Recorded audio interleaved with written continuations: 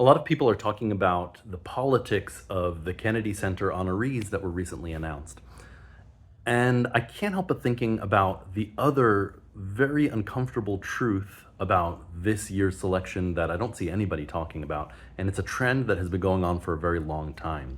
If you look at the early days of the Kennedy Center, for a very long time, as these honors were taking place, they're always about half and half. People would tune in because about half of the people being honored were celebrities. They were film actors or they were pop singers or something that people knew about, and they would tune in. And the other half came from artistic genres that a lot of people didn't know as much about.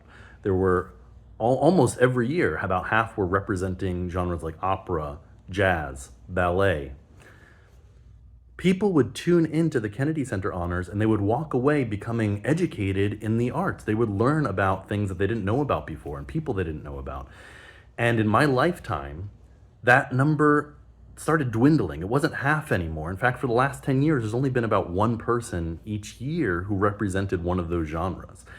And now, for the very first time, as far as I can tell, this is the first time where there's nobody representing any of those genres.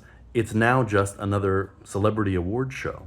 And we already have a lot of those. We already have the Oscars and the Emmys and the Grammys. And yes, I know that there is representation of other genres in the Grammys, but most people are not watching the Grammys and coming away with a better understanding of world music or classical music or anything like that. The Kennedy Center Honors was not just to give people a pat on the back.